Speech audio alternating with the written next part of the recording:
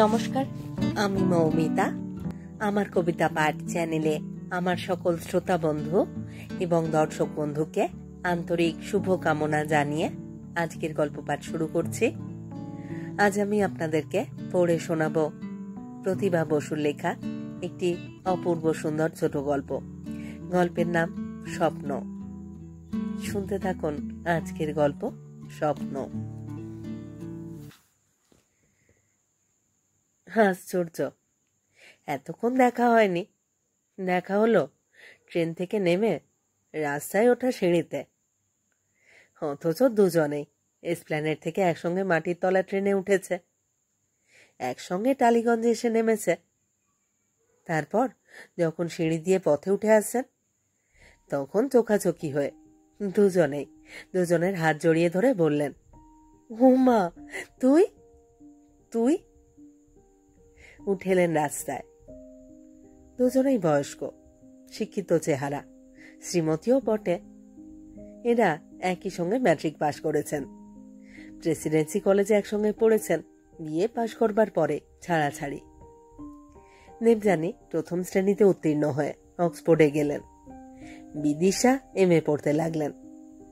বন্ধুত্ব গাঢ় ছিল। বেশ কিছুদিন পত্র চালাচালিতে এইটুকু জানা ছিল, দেবযানী পরীক্ষা শেষ হয়ে যাবার পর তার সহপাঠী একটি আইরিশ ছেলেকে বিবাহ করেছেন, আর বিদিশা শান্তিনিকেতনে অধ্যাপনা করতে গেছেন।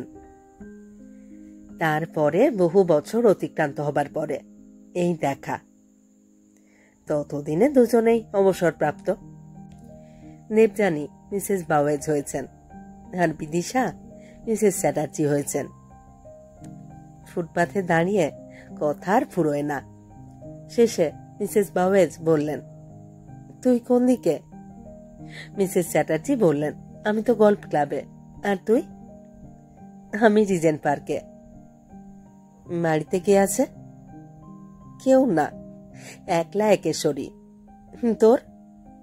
আমিও তাই। আমার ওখানে চল না তুই। কত দূর? এই তো কাছেই, আর দূর হলেই বাকি। বেশ, চল। বিদিশার ফ্ল্যাটটি সুন্দর, দুখানা খোলামেলা শোবার ঘর, একখানা বড় ঘরে সিটিং রুম আর ডাইনিং রুম, সংলগ্ন রান্নাঘর, দুটি বাথরুমও আছে। পরিচারিকাকে চা এবং জলখাবারের ফরমাশ করে দিয়ে জমিয়ে বসলেন দুজনে। বয়স হলে পুরনো কথা বলতে ভাবতে সবসময় ভালো লাগে মানুষের, আর বন্ধু পেলে তো কথাই নেই। তবে এরা দুজনেই অতিশয় শিক্ষিত এবং সমসাময়িক সময়ের সঙ্গে পিছনে পড়ে যাওয়া মহিলা নন বলে পুরনো কথা বলতে ভালো লাগলেও নিজেরা পুরনো নন। চা এলো, খাবার দাবারও এলো। বিদিশা বললেন, বিদেশ থেকে কবে ফিরলি? একটু চিন্তা করে দেবযানী বললেন, ফেরা বলতে যা বোঝায় তার মেয়াদ খুব বেশি দিন নয়। আমি ঠিক বুঝতে পারছি না থেকে যাব কি ফিরে যাব। ডক্টর বাওয়েজ, মানে? বুঝেছি, তার সঙ্গে আমার অনেকদিন আগে বিচ্ছেদ হয়ে গেছে। একটি মেয়ে আছে, ওখানকারই একজন বিশিষ্ট মন্ত্রীতন্ত্রী জাতীয় সাহেবের সঙ্গে তার বিয়ে হয়েছে। তারা ভালো আছে, আর তাদেরও তো বয়স হলো। এক ছেলে এক মেয়ে। ছেলে মেয়েও যে যার কাজকর্ম নিয়ে ব্যস্ত, বিবাহিত। একটা বাড়ি কিনেছিলাম, সেখানেই থাকতাম। হঠাৎই চলে এলাম। কিন্তু তোর বর তোর সঙ্গে থাকেন না? বিদিশা হেসে বললেন, থাকবার আর উপায় রাখলেন কই ঈশ্বর। দুই ছেলে, দুজনেই বাংলার বাইরে। ছুটি চাটায় আসে, বাড়ি ভরে যায়। তারপর যে একাকে সেই একা। উনি মানে মিস্টার চ্যাটার্জি কবে গেলেন? এই তো বছর দিন হলো মাত্র। ইস, একা থাকতে নিশ্চয়ই খুব কষ্ট হচ্ছে। ছেলেদের কাছে যাস না? যাই না ঠিক তা নয়, তবে এখানে এসে কাজ নিয়েছি একটা, সপ্তাহে 3 দিন কাজের মধ্যেই থাকি, ভালোই থাকি। তা সত্যি, আমিও তো এতকাল চাকরি করলাম, রবার্টের সঙ্গে তো আর আজকেই ছাড়াছাড়ি হয়নি, সেই বহুকাল। আর বিয়ে করলি না কেন? ঠিক ইচ্ছে যে করলো না তা নয়, দু একজনের সঙ্গে যে ভাবও হয়নি তাও নয়। শেষ পর্যন্ত ভাবলাম না, আর ও পথে নয়। এখন বেশ আছি, খুব স্বাধীন। সংসার পাতলেই যত সব ঝামেলা। তোদের আর ঝামেলা কি? ও দেশের বরেরা তো আর বাঙালি বাবু নয় যে সব বউ করবে। অবশ্য এখানেও আজকাল ছেলেরা অনেক অন্যরকম হয়ে গেছে, যাতায়াতে সুবিধে হয়। স্বাধীন হয়ে পৃথিবীটাই ছোট হয়ে গেছে। এখন পাশ্চাত্য জগৎটা বেশি ঢুকে পড়েছে আমাদের মধ্যে। ভালো ফল মন্দ ফল দুটোই হয়েছে। তুই কিন্তু খুব সুন্দর বাংলা বলছিস। মা, কেন বলবো না? বাবা মারা গেলেও মা তো অনেকদিন ছিলেন, আর আমি এসেছি অনেকবার। মা মারা যাবার পরে অবশ্য বহু বছর আর আসিনি। জানিস তো, মেয়ে আমি একজনই, দাদা আছে 3 জন। 2 দাদা তো বিদেশেই ছিল, চোরদা ছিল বোম্বেতে। কি আকর্ষণে আসবো বল? এখন তবে কি আকর্ষণে এলি? যদি সত্যি কথা বলতে হয়, একটা গল্প বলতে হয়। গল্প? কি গল্প বলতো? গল্পের মতো আকর্ষণীয় আর কি আছে? বিদিশা নড়ে চড়ে বসলেন। মৃদু হেসে দেবযানী বললেন, গল্প মানে একটা অদ্ভুত স্বপ্ন দেখলাম। একটা অদ্ভুত স্বপ্ন দেখলাম একদিন। স্বপ্ন? স্বপ্নের গল্প? একদম স্বপ্নের গল্প। সারা রাত ধরে চলল স্বপ্নটা। দেখলাম একটা 11-12 বছর বয়সের মেয়েকে একটা 17-18 বছর বয়সের ছেলে আঙুলের ইঙ্গিতে ডেকে বলছে, এই যে বুলি। বুলি না বলিবাস কি যেন নাম, শোনো তো।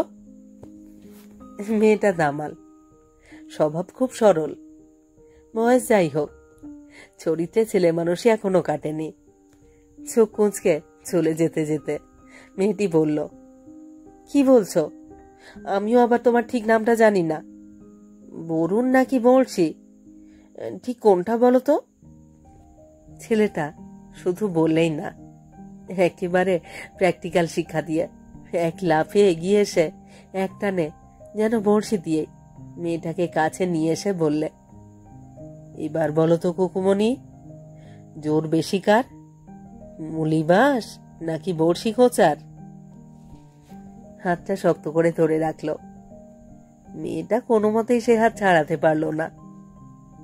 মুখটা রাগে লাল হয়ে গেল, চোখে রোষ কষায়িত দৃষ্টি। ছেলেটা বলল, কথা না শোনবার শাস্তিটা কি বুঝলে তো এবার? ভালো চাও তো কাকিমা আচার করে কোথায় লুকিয়ে রেখেছেন, মার করে আনো। হাতটা তখনও চেপে ধরে আছে ছেলেটা। বুলি অর্থাৎ সেই মেয়েটা কপাল থেকে একগুচ্ছ চুল সরিয়ে বলল, হাত ছাড়ো। বরুণ বলল, ছাড়বো? আগে বলো আচার কোথায় রেখেছেন। আমি জানি না। হ্যাঁ, তুমি জানো? জানলেও বলবো না। কেন বলবে না? আমার ইচ্ছে। ঠিক আছে, আমিও ততক্ষণ তোমাকে আটকে রাখবো। আমি চেঁচাবো। চেঁচাও না, চেঁচাও যত খুশি। পিসিমা ঘুম ভেঙে উঠে এসে যখন 2 থাপ্পড় লাগাবেন তখন বেশ হবে। বেশ হয় কিনা দেখোই না, দেখোই না চেঁচিয়ে থাপ্পড়টা কে খায়। এত বড় মেয়ে, লেখা নেই পড়া নেই, কেবল এখানে ওখানে বনে বাদাড়ে ঘুরে বেড়ানো। আমাকে ডেকে এনেছো কেন? মা, কি মিথ্যুক! আমি কখন তোমাকে ডাকলাম? মানে না ডাকলেও আমি তাই বলবো। আরো বলবো যে তুমি আচার চুরি করে খাচ্ছিলে। এই সব বলবে? হ্যাঁ, মিথ্যে কথা বললে তোমার মুখে পোকা পড়বে। পড়ুক। মেয়ে গতিক দেখে মেয়েটা বলল, ঠিক আছে বাবা, হাত ছাড়ো, বলছি কোথায় আছে। হাতটা ছেড়ে দিল বরুণ। সঙ্গে সঙ্গে বুলি দৌড়ে ছেলেটাকে বারান্দায় রেখে ঘরের ভিতর ঢুকেই দরজা বন্ধ করে দিতে দিতে বলল, বলবো না আরো কিছু। এই পর্যন্ত শুনে বিদিশা বললেন, ছেলেটার মেয়েটা তোর চেনা? স্বপ্নে তো চেনাই মনে হলো। আসলে মেয়েটার নাম বুলি নয়, বুলবুলি। সে এসেছে কলকাতা লোরেটো স্কুলের হোস্টেল থেকে গ্রীষ্মের ছুটি কাটাতে চন্দননগরে পিসির বাড়িতে। বাবার বদলির চাকরি, তাই ছেলে মেয়েকে কাছে রাখতে পারেন না। মেয়ে কলকাতা আর ছেলে এদিক ওদিক। ছেলেরা বড়, মেয়ে ছোট। বাবা মা এখন রাজস্থানে, আর যার নাম বরুণ সে চন্দননগরেই থাকে। এটা তার সম্পর্কিত কাকার বাড়ি। তার চেহারা খুব সুন্দর, পড়াশুনোতেও ভালো। কাকা কাকিমার কাছে বিশেষ প্রিয়। এই বাড়িরই ছেলে বলা যায় তাকে। আপাতত কাকিমা তার দাদার মেয়েটির প্রতি বেশি মনোযোগী। এমনও সে দেখেছে, নির্জন দুপুরে যখন কাকিমা ঘুমিয়ে থাকেন তখন সত্যি একা একা দিব্যি ঘুরে বেড়াচ্ছে আর আচার খাচ্ছে সে। তার মানে মেয়েটি তো জানে আচার কোথায় আছে। এই মেয়েকে সে আগে কোনোদিন দেখেনি, এই প্রথম দেখল। কাকিমা দিন 10 আগে তাকে নিয়ে এসেছেন কলকাতা থেকে। অন্যান্যবার এই লম্বা ছুটিতে নিশ্চয়ই তার বাবা মায়ের কাছে যেত। এবারে মা বাবা রাজস্থানে, তাই যায়নি, এসেছে পিসিমার কাছে। পিসিমার মেয়ে নেই, ছেলে দুজন, একজন মুর্শিদাবাদে আর একজন দিল্লি। এই সময় বিদিশা আবার হেসে বললেন, তুই দেখছি এদের উষ্টি গোষ্ঠী সকলেরই খবর রাখিস। স্বপ্নে এত খবর পেলি কি করে? দেবযানীও হেসে বললেন, ওই জন্যই তো বলছি গল্প। শুনলে শোন, না শুনলে শুনিস না। না না না, বল বল। ছেলেটা অর্থাৎ বরুণ এই 10 দিনের সুবিধা পেলেই বুলবুলির পিছনে লাগে। কাকিমা তৈরি আচার চিরদিনই তার দখলে। মাত্র এই কদিনেই তার দখল হস্তান্তরিত হওয়ায় কাকিমার উপরে সে প্রচন্ড রেগে গেছে। শাস্তিটা ভোগ করলো বুলবুলি। কি সাংঘাতিক মেয়ে! কিরকম জ্বালাকি করে হাত ছাড়িয়ে নিয়ে তাকে বারান্দায় রেখে দরজা বন্ধ করে দিল। ঠিক আছে, এক মাঘেই তো আর শীত যায় না। কিছুক্ষণ অপেক্ষা করে সে চলে গেল। বরুণের কলেজ তখনও ছুটি হয়নি, সে আইয়ে পড়ে। আজ রোববার ছিল বলেই দুপুরে এসেছিল।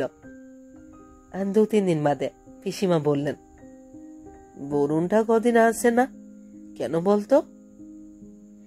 বুলবুলি তার ঝাঁকড়া চুল ভরা মাথা নেড়ে বলল, আসবে কি, আমি এসেছি যে। পিসিমা বললেন, তোর আসার সঙ্গে বরুণের আসা না আসার সম্পর্ক কি? হিংসুটে যে।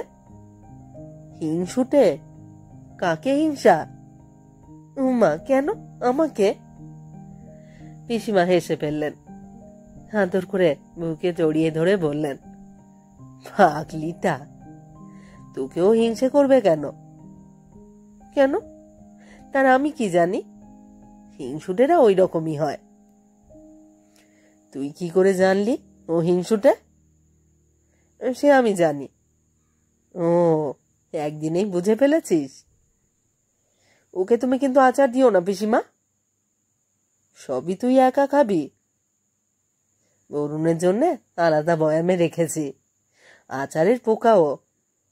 ওর জন্য আচার আমাকে করতেই হবে, নইলে আস্ত রাখবে নাকি, মাথা খেয়ে ফেলবে। ওকে বলে দিও আমার সঙ্গে যেন আর লাগতে না আসে। ও আবার কবে তোর সঙ্গে লাগলো? হ্যাঁ হ্যাঁ, লিখেছে। আর কিছু না বলে বুলি অন্যত্র চলে গেল। রাত্রে শুয়ে পিসির গলা জড়িয়ে ধরে বললে, পিসিমা, তুমি কলকাতা থেকে চলে আসবার পরে আমার আর কলকাতায় থাকতে ভালো লাগে না। পিসিমা পিঠে হাত বুলিয়ে দিয়ে বললেন, কি করব বল, তোর পিসিমশাইয়ের অবসর হয়ে গেল যে, মুলি বলল, অবসর কি? অবসর জানিস না? যাকে বলে রিটায়ার করা। ও বুঝেছি, তাহলেই বা কলকাতায় থাকতে কি দোষ ছিল? পিসিমা বললেন, দাদা তো চিরদিনই তোকে আমার কাছে রেখেই পড়িয়েছেন। তোকে হোস্টেলে রেখে আসতে আমারই কি কম কষ্ট হয়েছিল? কিন্তু কলকাতাতে তো আর আমাদের নিজস্ব বাড়ি নেই, তাই যেখানে নিজেদের বাড়ি আছে সেখানেই চলে এলাম। ভাগ্যিস শেষেই এই বরুণটাকে পেয়েছি, নইলে আরো কত খারাপ লাগতো। যাগে, তুই ঘুমিয়ে পড়, ঘুমিয়ে পড় এবার। পরের দিন সকালেই বরুণ এলো। বুলবুলিকে একদম পাত্তা না দিয়ে সোজা কাকিমার কাছে গিয়ে বলল, আমার আচার কই? কাকিমা তরকারি কাটছিলেন, বললেন, কে বলল আমি আচার করেছি? বরুণ বলল, কি আবার বলবে? নিজের আহ্লাদের মেয়ে তো রোজ রোজ খাচ্ছে। কাকিমা বললে, কি করে জানলি রোজ খাচ্ছে? আহ্লাদের মেয়ে বারান্দায় বসে বসে কি করছিল? চোখ পাকিয়ে বুলি ছুটে এলো, মিথ্যুক, মিথ্যুক, 1 নম্বরের মিথ্যুক। বরুণ তার দিকে তাকালো না। কাকিমার সঙ্গে যেমন কথা বলছিল সেই রকমই বলল, চুরি করে তো রোজ দুপুরে খায়। কাকিমা বললেন, দুপুরে তো তোর কলেজ থাকে, দেখলি কি করে? অন্যদিন গন্ধ পাই, রোববার ছিল তো, সেই দেখি বেশ করে আচার খাচ্ছে। বরুণ তেরচা চোখে বুলবুলির দিকে তাকিয়ে টুলে বসে পা নাচাতে লাগলো। ইস, কি ভয়ানক! বুলবুলি রেগে খুন। সত্য করে বলো, আমাকে তুমি আচার খেতে দেখেছ?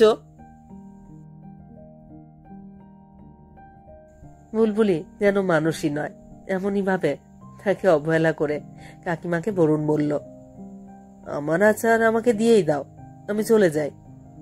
ওই বুলি মুলি নিয়ে তুমি থাকো। কাকিমা মোটি কাত করে রেখে উঠে দাঁড়াতে দাঁড়াতে বললেন, রোববারে তুই এসেছিলি নাকি বরুণ? এসেছিলাম, কিন্তু তোমার আদরের মেয়ে আমাকে ঘরে ঢুকতে না দিয়ে ভিতর থেকে বলেছে, আমাদের ঘরে তুমি ঢুকবে না।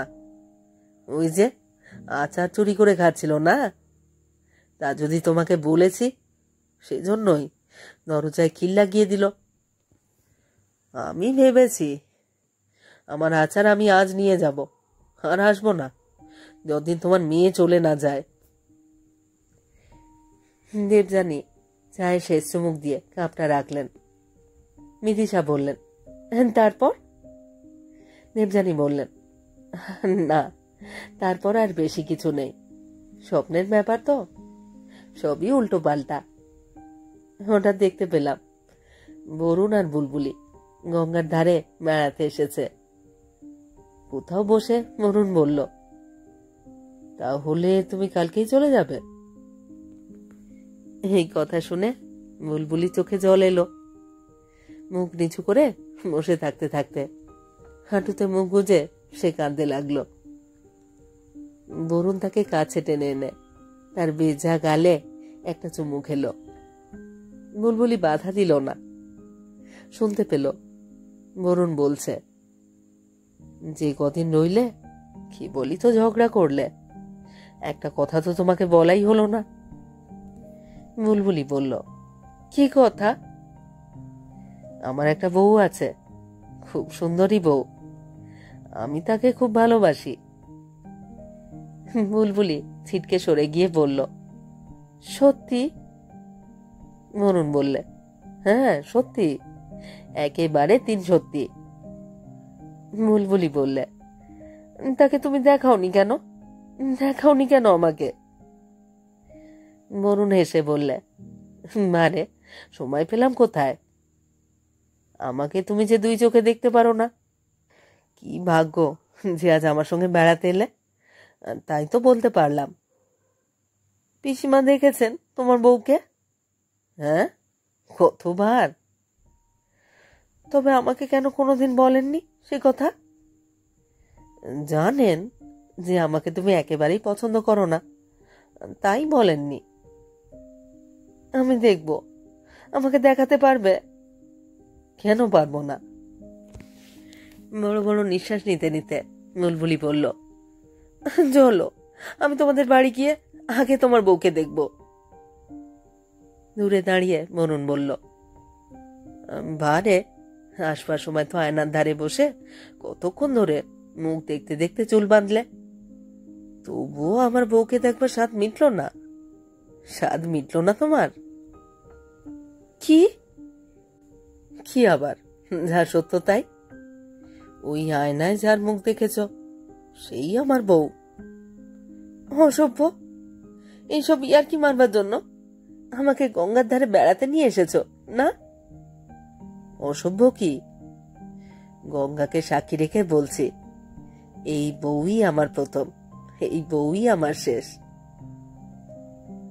বুলবুলি বউয়ের কথা শুনে বেশ দ্রুত ছিটকে সরে গিয়েছিল। তত জোরে ছিটকে এসেই মুখে শার্টটা খামচে ধরে ঘুম ঘুম করে দুটো কিল লাগালো। তারপর দৌড় দিল বাড়ির দিকে। মিতিশার চোখে হাসি ভাসল।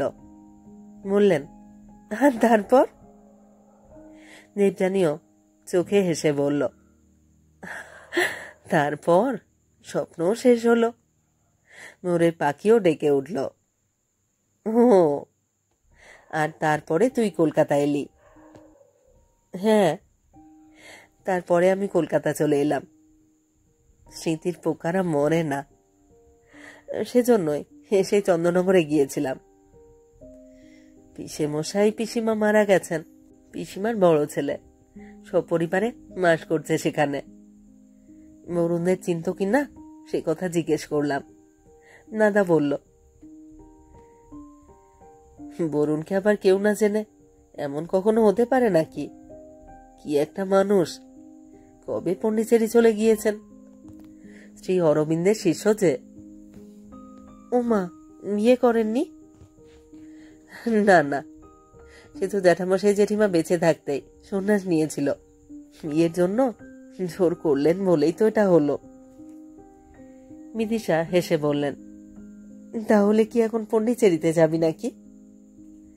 দেবযানী বললেন, গেলে মন্দ কি, চল না একবার গিয়ে আশ্রমটা দেখে আসি। বিদিশা বললেন, 12 বছরের মেয়েটাকেও পাবি না, 18 বছরের ছেলেটাকেও পাবি না, কি করবি?